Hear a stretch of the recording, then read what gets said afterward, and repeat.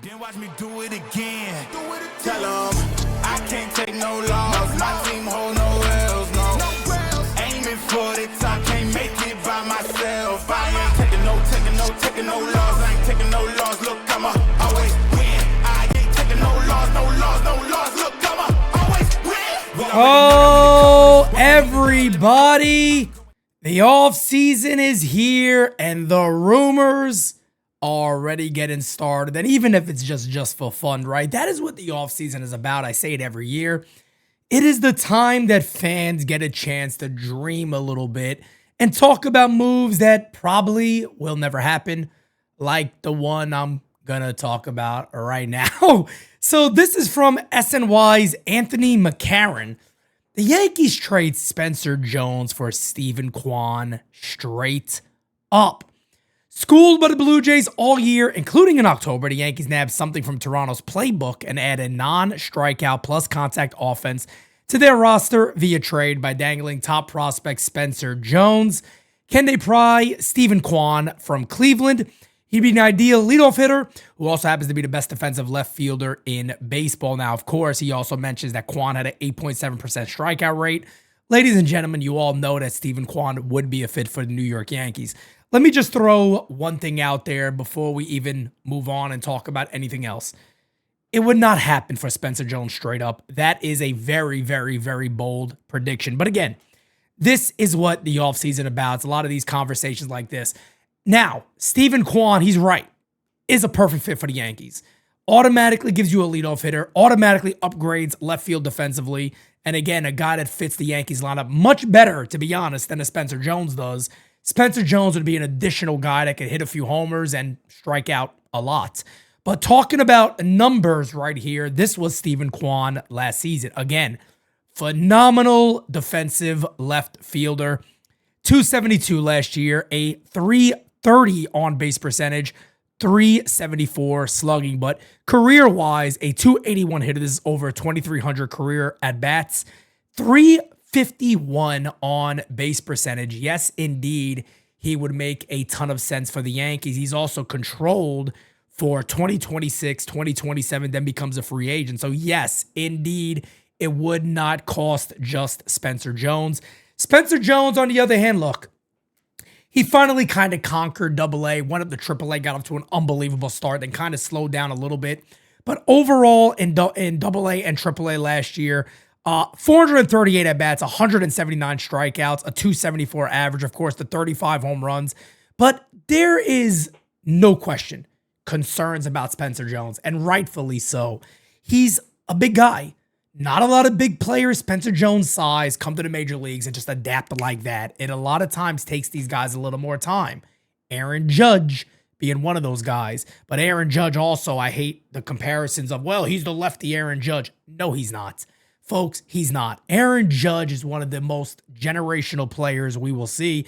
Arguably one of, if not the greatest right-handed hitters we will ever see in our lifetimes, very possible. Spencer Jones is not the left-handed Aaron Judge. They've given him this rap because he's a tall guy like Judge, and he hits homers and he strikes out, which Judge also did in the minors. Judge adjusted a lot of that and has just become such a pure overall hitter. Average, everything goes along with Aaron Judge. But staying to the concept of this idea, I like the start. Don't get me wrong.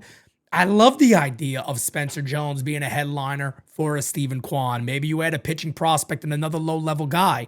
I do believe there is, no way it's a one-for-one. It would definitely be a deal where you would have to have additional pieces going to Cleveland, but it makes a lot of sense for the Yankees because Anthony McCarron is right on one thing here. The Yankees strike out way too much, and they don't need to add to that. They need to deduct from that.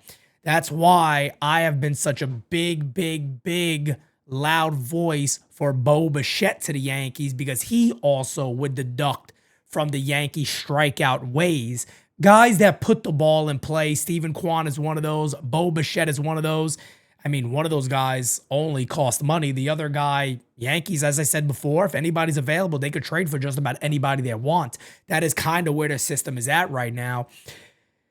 It makes sense. It makes a lot of sense. But again, disclaimer, as the offseason is going to get a lot of this, it would definitely not be a 1-for-1. We got to be realistic to many different things. And we could be realistic here in regards that it does make sense, Steven Kwan to the New York Yankees should be a primary target for the Yanks. What would it then look like after that? You would have Kwan likely guaranteed in left field where he should play, because in the Yankees outfield, left field is the most difficult position to play in Yankee Stadium in the outfield. More difficult than center field, more difficult than right field. Left field is very, very tough at Yankee Stadium. They get a guy like Steven Kwan, kind of takes away all that concern of what his defense going to look like there. Then, very possible, Jason Dominguez could return back to the position he's more familiar with, center field, where in reality, his speed should be able to help him out with some of the, misjudged fly balls and bad routes he takes. At the end of the day, folks, I'm going to leave it to you like this. It's about repetition for Jason Dominguez. Aaron Boone, I go at Boone sometimes, but I also give Boone credit. Here's one of the times I'll give him credit. Aaron Boone said in spring training in 2025, this past season, they asked him, do you think Jason Dominguez can play left field? He said, I don't know why he wouldn't be able to. He has speed, he's quick, he's athletic. I don't see why he wouldn't be able to play left field. And I agree with Aaron Boone. He also then said he just needs the constant reps. Now, there was a lot going against Dominguez last year with the Yankees crowded outfield. Cody Bellinger had a very good year. Trent Grisham had a career season. Yankees could have really benched those guys. And Jason Dominguez just didn't get the right time he was supposed to get. Hasn't started playing at winter ball yet. There was some rumors he would play for Escogido. We have not seen that yet. It would be nice to see, as he could just get as many reps as humanly possible in the outfield. But Jason Dominguez in center, Kwan in left, Aaron Judge in right field. I think the Yankees might. I've been saying this for years. I think they end up trading Dominguez, but we'll see what happens. Maybe they wouldn't leave him in center field, but on paper, if they were to make that move, you would assume that Dominguez would then be the center fielder for the Yankees, and they'll go about it that way. They then added a Bo Bichette. Now you're really cooking, because now you're talking about a lineup that's going to be really annoying. Guys that put the ball in play, higher averages, higher on base percentages, a lot of 0-2 singles, or just putting the ball in play and trying to make something happen. That is what you saw from Toronto all postseason. And Anthony McCarron is right about that. It's a very gritty team. They don't strike out. They just keep putting the ball in play. And it affected the Yankees' chances against them with guys like Max Fried, Carlos Rodon. It really hurt the left-handed pitchers more so than anybody. And you saw the right-handers have a much better job, a much better chance against a team like the Toronto Blue Jays, just because they were a little more right-handed than anything else. But overall for the Yankees, this is a move that makes sense.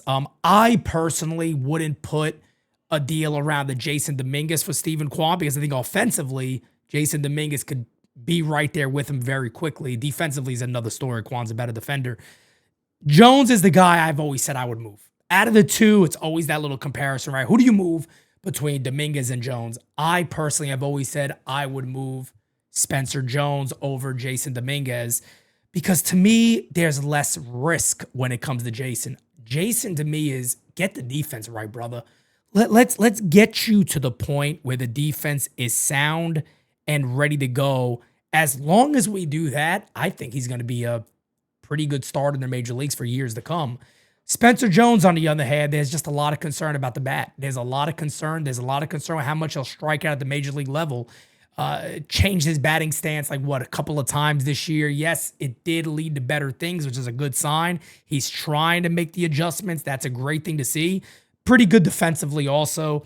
But again, folks, I don't know. We'll see what happens here, but I just want to throw it out there. Steven Kwan, of course, does make sense. He's been a very, very popular topic of conversation. Stop looking at me, Kwan. That's where I would go with it. But anyway, ladies and gentlemen, let me know in the comments below, what do you think of that move? Would you like to see the Yankees bring in Steven Kwan to play left field and potentially be the leadoff hitter for the Yankees in 2026? Is that a good starting point if they were to do that? And of course, we figure out what the Yankees do with payroll. Are they going to go to 270 something? Are they going to go up to 315, 310?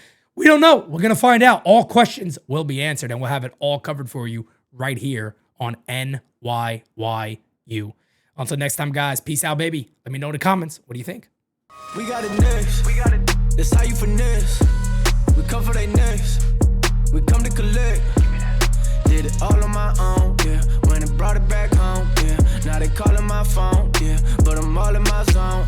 They not a threat. Tell them reset. When they're at their best, we still not impressed. Did it all on my own, yeah. When it brought it back home, yeah. Bought a watch with the stones, yeah. Caught them watching my throne, yeah. Ain't no one doing the shit that we doing. Ain't nobody moving the way that we moving. Hop out the Sprinter and shoot.